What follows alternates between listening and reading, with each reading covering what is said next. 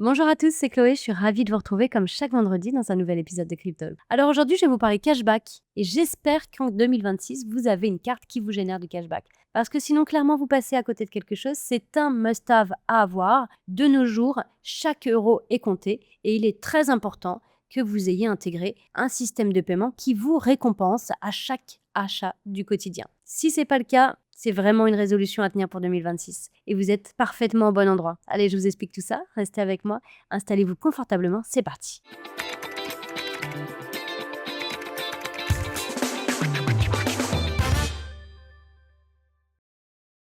C'est vrai, je vous l'accorde, pendant longtemps, le cashback a été perçu comme un simple avantage marketing. Quelques euros récupérés par-ci par-là après un achat, un petit bonus sympa, mais rarement considéré comme un véritable outil financier. Et bien pourtant, depuis ces dernières années, et puis surtout encore plus en 2026, cette vision évolue profondément. Dans un contexte qui est marqué par la hausse des coûts, la pression sur le pouvoir d'achat et la recherche perpétuelle de solutions plus smart pour gérer son argent, le cashback change de statut et le cashback prend tout son sens. Il ne s'agit absolument plus d'un simple petit plus, mais c'est vraiment un levier stratégique, attention, lorsqu'il est bien intégré dans une gestion financière globale. Alors à l'origine, le cashback avait un objectif simple, c'était d'inciter à consommer en redonnant une petite partie de la dépense. C'était utilisé de manière ponctuelle, ça restait somme toute marginal dans le budget d'un foyer et c'était bien souvent oublié. Mais en 2026, le cashback s'inscrit dans une logique bien différente. Les utilisateurs cherchent à optimiser chaque euro dépensé.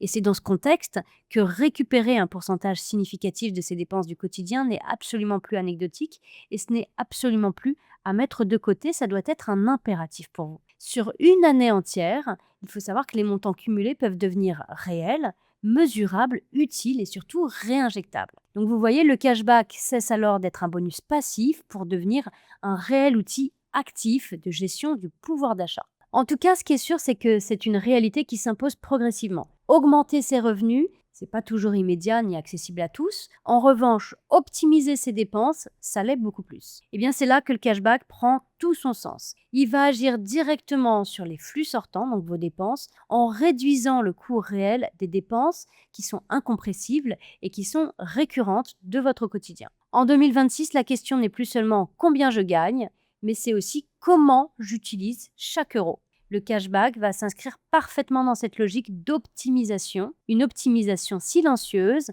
et surtout qui est sans effort supplémentaire de votre côté. Vous n'avez absolument rien à activer si c'est directement intégré dans le système de paiement que vous utilisez. Alors la véritable évolution du cashback va résider dans son intégration directe aux outils du quotidien. Lorsqu'il est dissocié de votre compte bancaire, fragmenté peut-être entre plusieurs plateformes ou encore soumis à des conditions complexes, eh bien je vous l'accorde, son impact va rester très limité, compliqué d'accès, oublié, anecdotique, tout ce que vous voulez. Bref, l'effet ne va pas être escompté. A l'inverse, lorsqu'il est directement lié à un compte avec IBAN, à une carte de paiement et à une application qui va centraliser vos usages financiers du quotidien, eh bien là, le cashback va devenir fluide, il va être beaucoup plus lisible, traçable et surtout réellement exploitable. Donc là, vous voyez, il ne s'agit plus d'un mécanisme isolé, mais c'est vraiment une brique à part entière qui va être intégrée dans votre écosystème financier personnel. Là, je vais ouvrir une petite parenthèse parce que c'est dans cette logique que s'inscrit Wiggle. Wiggle, rappelez-vous, je vous en parle très souvent, c'est notre service de paiement euro-crypto.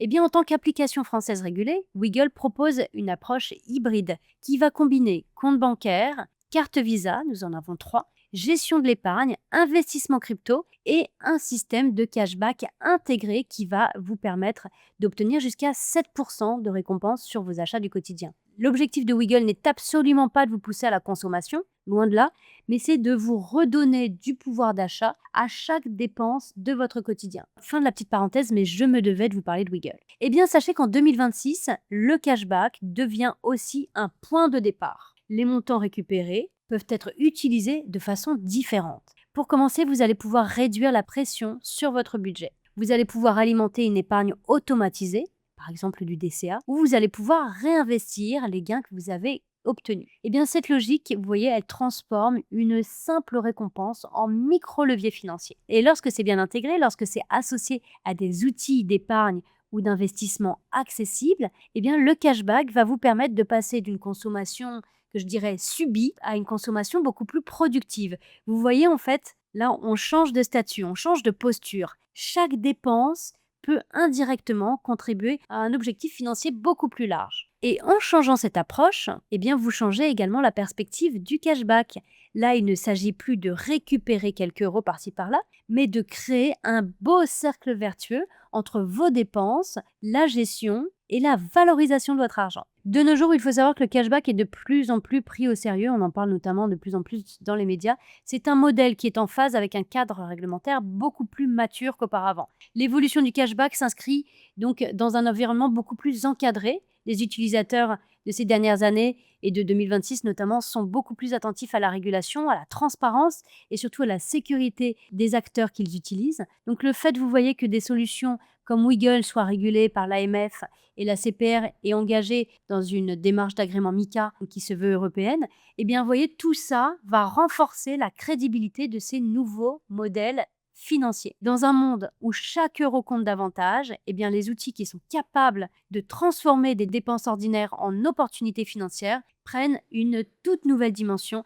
Voilà, donc c'est sur ces mots que je vous laisserai. En tout cas, si 2026, vous n'avez pas encore intégré de cartes qui génèrent du cashback, eh bien, clairement, vous passez à côté de quelque chose. C'est vraiment une résolution à avoir en 2026. Un must-have dans votre portefeuille, que ce soit en virtuel ou en physique. C'est un incontournable en 2026. Beaucoup de personnes l'utilisent, alors pourquoi pas vous? Si aujourd'hui vous sentez que c'est le bon moment pour vous de mettre en place un service de paiement qui génère du cashback et que vous n'avez pas envie de passer à côté pour 2026, j'ai un petit code pour vous. 2026 Premium en majuscule, le tout attaché. Vous allez pouvoir renseigner ce code au moment de souscrire au plan Premium de Wiggle qui génère jusqu'à 7% de cashback.